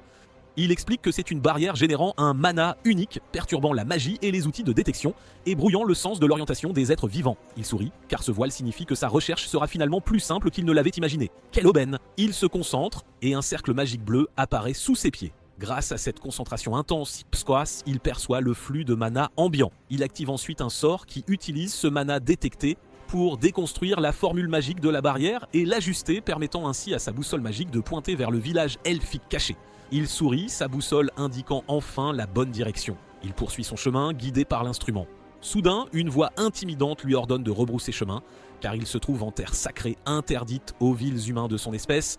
Reed répond à la voix qu'il ne peut obtempérer, ayant des affaires importantes au village elfique caché. Un loup blanc géant se précipite soudain vers Reed. Il se jette sur lui avec une telle vitesse que même Reed le juge bien trop rapide. Reed prépare un cercle magique et une épée, mais le loup le voit venir et percute Reed avant qu'il ne puisse activer son attaque. La poussée projette Reed vers un rocher. Il active alors un saut spatial, évitant ainsi l'impact de justesse. Le loup est choqué qu'un simple humain puisse utiliser la magie spatiale en une fraction de seconde. Reed frappe la créature avec son épée, l'impact créant une lumière éclatante. Il explique qu'il sait que le loup n'est pas sa vraie forme et qu'il l'a simplement dissipée. Il s'excuse également pour le traitement un peu rude, affirmant que tout ce qu'il souhaite est de visiter le village elfique. La vraie forme du loup se révèle être une elfe aux cheveux blancs. L'elfe trouve insultant qu'un simple humain ose même envisager de visiter leur village. Reed rétorque que puisque les elfes respectent ceux qui sont doués en magie, quelqu'un qui l'a vaincu par la magie est digne d'être invité. La jeune femme est choquée d'entendre que sa logique a en fait un sens. Reed poursuit, affirmant n'avoir aucune mauvaise intention envers les elfes et qu'il serait bien plus productif pour elle de l'inviter plutôt que de le chasser. Il prétend également détenir des informations qu'elle ne peut absolument pas se permettre d'ignorer. Reed sait que, bien que les elfes n'aient aucun sens du devoir envers le monde extérieur, il s'oppose néanmoins à la boîte de malice et qu'il détient des informations vitales pour contrer ce groupe maléfique. L'elfe est troublé que Reed en sache énormément sur son peuple et décide qu'il vaut mieux le conduire au village pour enquêter sur sa véritable identité plutôt que de le laisser s'éloigner. Elle le prévient qu'il n'est qu'une créature éphémère comparée aux elfes, qui peuvent vivre plus d'un siècle et possèdent une connaissance de la magie bien plus profonde que la sienne. Elle lui conseille de ne pas devenir arrogant, juste parce qu'il l'a prise au dépourvu, le comparant à un vulgaire insecte qui, par pur hasard, s'est avéré venimeux au moment où elle a voulu l'écraser. Reed la flatte en reconnaissant qu'il s'adresse à son aîné. L'elfe l'informe que, bien que jeune selon les standards elfiques, elle a tout de même vécu bien plus longtemps que n'importe quel humain. Reed réalise qu'il doit caresser son ego et lui demande son âge. Elle proclame fièrement qu'elle a déjà 12 ans. Reed, millénaire, grimace intérieurement mais garde son sang-froid, se rappelant de rester respectueux. Il lui tend la main et se présente poliment. La jeune femme lui dit qu'elle n'a aucune intention de donner son nom à quelqu'un qu'elle considère comme n'étant pas différent de l'herbe ou des insectes. Reed est agacé par son attitude, mais répond que cela lui convient tant qu'elle l'emmène à son village. Elle rétorque que les elfes valorisent de leurs règles par-dessus tout, et la première est de ne jamais permettre aux étrangers d'entrer chez eux. Reed fait calmement remarquer qu'un étranger peut être accueilli par tout le village s'il est reconnu comme un ami proche d'un résident. La jeune femme est choquée qu'il sache cela. Elle insiste sur le fait que l'idée est ridicule car ils ne sont pas amis. Reed propose alors une compétition de magie entre eux deux, promettant de partir discrètement si elle gagne. Il lui demande sa décision, ce qui ne fait que l'irriter davantage. Reed dit à l'elfe qu'il se retirera même de la forêt sans se plaindre si elle gagne le duel magique. L'elfe y réfléchit et, bien que réticente, trouve que ce n'est pas une si mauvaise affaire. Elle regarde Reed et voit qu'il affiche un air suffisant. Elle se convainc qu'il n'y a rien à craindre car il est hors de question qu'elle perde face à un humain en matière de magie. Elle accepte donc la compétition. Reed lui dit que s'il gagne, elle devra lui montrer le respect qui lui est dû et l'inviter au village en tant qu'amie. La jeune femme est insultée qu'une elfe comme elle puisse être amie avec un humain et qu'elle serait marquée de honte à vie si cela arrivait. Reed, il lui rappelle que les elfes respectent toujours les règles et quiconque possède une grande magie. Donc, s'il la bat, il est tout à fait naturel qu'elle le respecte comme un ami. La jeune femme ne peut pas le regarder car elle ne peut pas contester sa logique implacable. Reed voit qu'elle agit comme une elfe orgueilleuse, incapable d'admettre qu'une race à la vie si courte puisse être supérieure à un elfe en magie. Elle lui dit qu'elle ne peut pas être d'accord car les humains jouent toujours de manière déloyale. Reed la taquine, lui faisant remarquer qu'elle se défile maintenant alors qu'elle venait d'accepter il y a un instant. La jeune femme rougit de honte et de colère. Elle lui annonce que c'est elle qui fixera les règles. Elle sort un sifflet et le fait retentir. Elle explique que le jeu portera sur le contrôle du mana car l'énergie magique dense de la forêt s'est transformée en esprits au fil du temps. De multiples esprits animaux blancs se révèlent à eux. Reed est ravi de les voir, se souvenant qu'il est aussi venu dans cette forêt pour former un contrat avec un esprit. L'esprit du tigre s'approche d'eux, majestueux. Bien que nerveuse, l'elfe s'approche du tigre. Elle tend la main tout en concentrant la magie autour de son corps. Elle focalise le mana vers sa main, ce qui lui permet de toucher l'esprit du tigre et de le caresser sur la tête avec délicatesse. Elle sourit, fière de son exploit. Reed est content de voir cette manipulation du mana pour entraîner les esprits animaux. La jeune femme lui dit qu'il doit toucher la tête de l'esprit du tigre sans aucune colère, et s'il réussit, elle admettra sa défaite. Reed sourit face au défi. Il accepte ses conditions, il fait face au tigre. La jeune femme est impressionnée car elle ne perçoit aucune peur de sa part. Elle sourit, pensant qu'il est impossible pour un humain de toucher un esprit et de le maintenir calme en même temps. Reed pose lentement sa main sur le tigre. L'animal s'allonge soudainement et laisse Reed le caresser sur le cou comme s'il était un vieil ami. Le tigre lui lèche même le visage. Reed demande le nom de la jeune femme, maintenant qu'ils sont amis, ce qui la met encore plus en rage à cause de sa défaite. Reed sourit, sachant que l'elfe n'a plus d'autre choix que de l'inviter dans le village caché. L'elfe se montre hautaine, déclarant qu'elle a enfin une excuse valable pour le laisser entrer dans le village après tout. Elle dit que c'est une bonne chose que cela arrive, car cela signifie qu'elle n'a pas à le laisser partir pour l'instant. Reed lui tend la main et, avec un sourire, lui dit qu'il compte sur son ami pour lui faire visiter les lieux. Ces taquineries font bouillir de colère l'elfe. Elle lui claque la main. Malgré cela, l'elfe se présente comme Stia.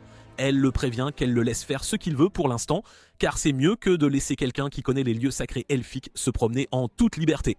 Alors que Reed suit Stia, il réfléchit à la manière dont il doit ménager la fierté des elfes pour éviter un affrontement pendant son séjour dans leur village, sinon ils tenteront de le tuer. Stia, de son côté, pense à la façon dont elle doit soutirer toutes les informations à Reed tant qu'il est là. Elle grince des dents, planifiant de faire payer Reed au centuple pour l'humiliation qu'elle a subie. Il s'arrête devant un arbre avec une ouverture ressemblant à une grotte. Le garde elfe de l'arbre voit Reed et demande à Stia ce qu'un étranger fait avec elle. Le garde prépare sa lance, accusant Stia de trahir son peuple. Il a l'intention de la tuer selon sa réponse. Stia lui dit que Reed est son ami et qu'il doit être traité comme un invité, conformément à leurs lois ancestrales. Le garde pense qu'elle a perdu la tête. Stia défend qu'une personne à la vie courte comme Reed, qui possède une connaissance profonde de la magie rivalisant avec la sienne, est digne d'éloge. Le garde comprend le sous-entendu de ces mots et se retire, les laissant entrer. Le garde avertit Stia qu'en tant que guide de l'humain, elle en subira les conséquences si quelque chose tourne mal. Stia répond calmement qu'elle comprend et entre dans la grotte avec Reed. Reed réalise que Stia parlait en code et que ce qu'elle avait vraiment dit au garde, c'est qu'un humain comme lui, habile en magie, est dangereux et qu'ils doivent le laisser entrer pour le juger et le surveiller. Leur chemin mène au village elfe caché, coloré et scintillant. Reed s'émerveille de sa beauté.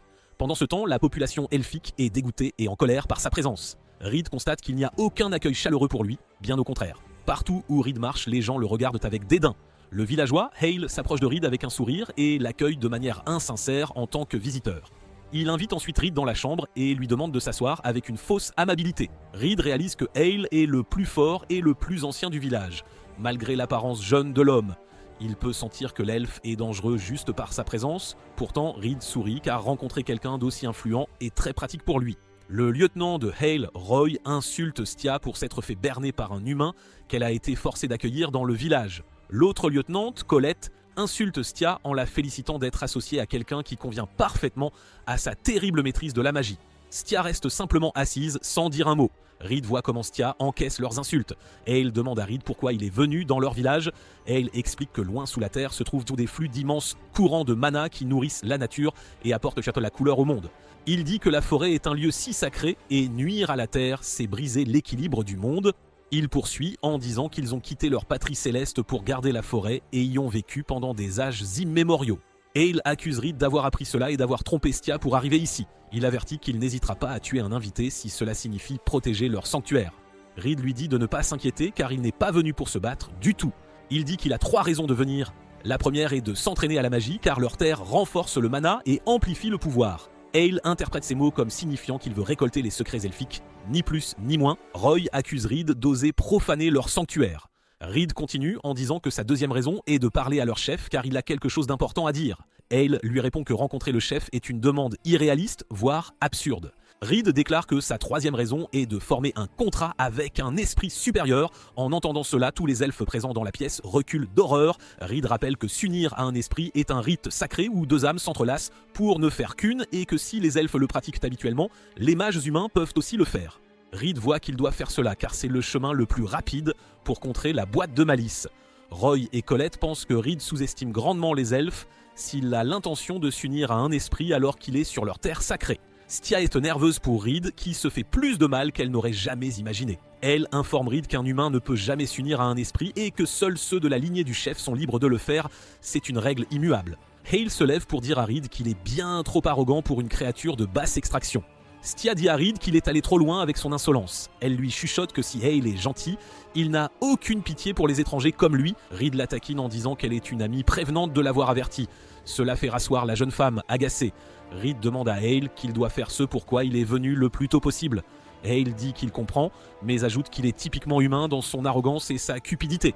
Hale dit ensuite qu'il passera outre sa répugnance car il admire au moins son courage. Il demande comment Reed en s'étend sur les elfes. Reed répond qu'il ne pourra y répondre qu'une fois qu'il aura parlé à leur chef en personne, et pas avant.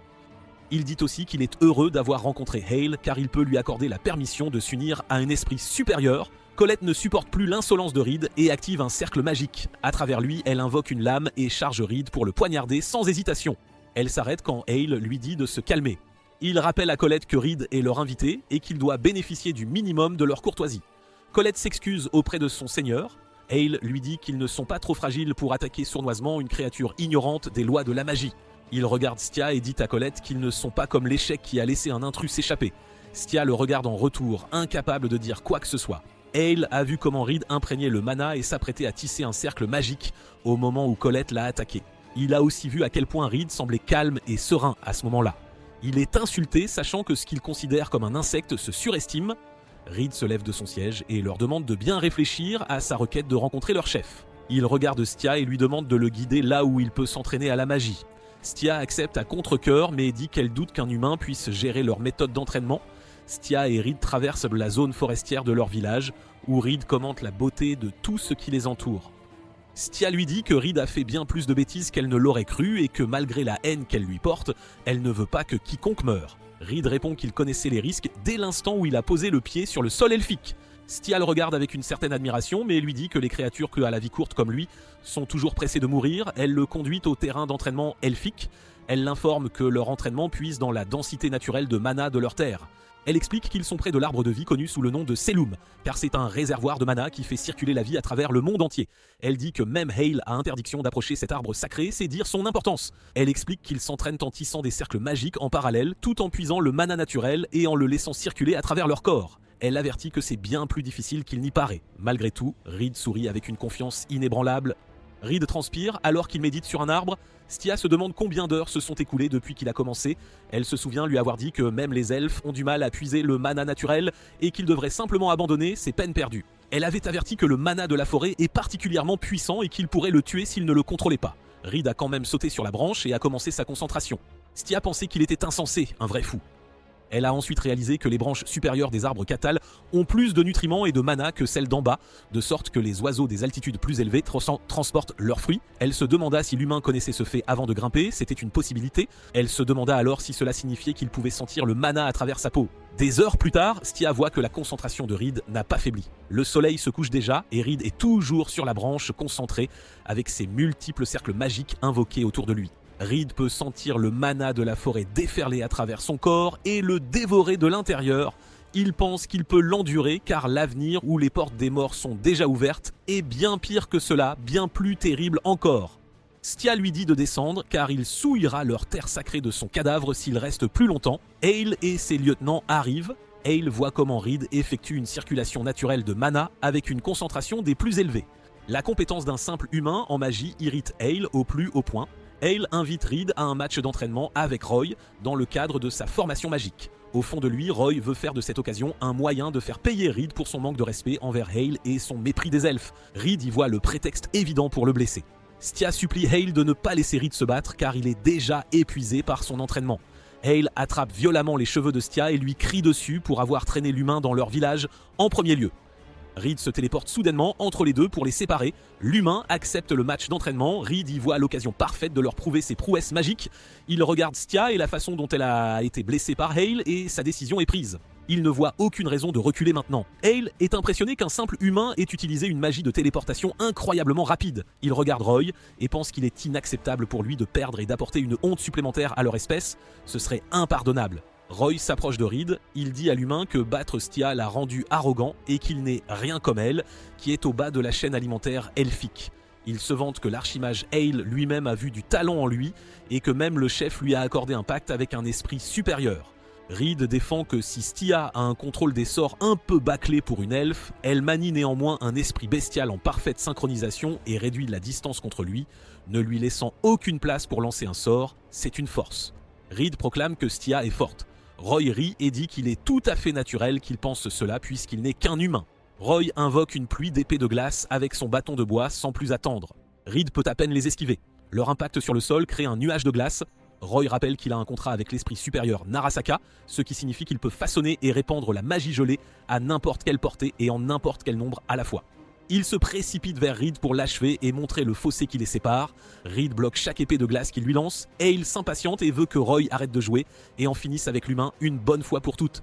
Il reconnaît que si le contrôle magique de Stia est faible, elle n'est tout de même pas le genre d'elfe à perdre face à n'importe quel humain. Roy sourit malicieusement à l'idée d'utiliser le match d'entraînement comme une faille pour tuer leur invité, ni vu ni connu. Il invoque plus d'épées avec l'intention de torturer lentement l'humain. Il demande pourquoi Reed n'utilise pas la magie, alors l'humain répond que sa magie lui semble étrange pour une raison quelconque. Stia réalise qu'il a épuisé son mana pendant l'entraînement, ce qui la rend perplexe quant à la raison pour laquelle il a accepté le combat au départ. Roy dit qu'il n'est pas surpris qu'il invente des excuses. Reed répond que son mana circule en fait plus fluidement que jamais et qu'il se retient, car il ne veut pas le tuer. Cela met Roy en rage, qui lui lance ses épées avec fureur. Reed invoque des dizaines de cercles magiques. Roy est choqué qu'ils soient déployés avec une telle vitesse et en si grand nombre, d'autant plus qu'il sait que les humains ne peuvent activer que 5 cercles magiques avant que leur esprit ne grille. C'est une aberration. Toutes les boules de feu des cercles magiques ont fait exploser les épées de glace avant qu'elles n'atteignent Reed. Roy invoque plus d'épées et dit qu'il a l'intention de transpercer tout le corps de l'humain. Il les lance, alors Reed contre-attaque avec des boules de feu. Le champ de bataille est rempli de fumée due à l'affrontement. Roy est confiant dans sa victoire. Il est alors choqué de voir Reed non seulement vivant, mais aussi avec un cercle magique près derrière lui, une surprise totale. Roy anticipe que c'est pour une grosse attaque, alors il crée un bouclier de glace. Pendant ce temps, Reed rassemble de l'énergie de feu et la lance. Elle détruit la défense de Roy et le frappe de plein fouet. Le corps de Roy roule plusieurs fois alors qu'il est repoussé violemment. Finalement, son corps cesse de rouler et il est montré qu'il est inconscient. Stia est choqué que Reed soit si fort. Colette est sur le point d'insulter Reed pour ce qu'il a fait, mais Hale l'arrête net d'un geste. L'archimage invoque son bâton magique et s'approche silencieusement de Roy. Roy se réveille et s'excuse auprès de Hale pour sa défaite. Hale lui dit qu'il y a 2 choses qu'il ne peut pas pardonner. Il dit que la première, ce sont les roturiers intolérables qui posent le pied sur la terre des elfes. Il claque ensuite la tête de Roy au sol et hurle que la seconde, ce sont les elfes qui se sont déshonorés. Il continue en disant qu'être souillé par un simple humain est un blasphème. De nouveau, il claque la tête de Roy au sol avec violence. Hale s'excuse auprès de Reed d'avoir perdu son sang-froid et dit qu'il sera désormais l'adversaire de Reed en personne.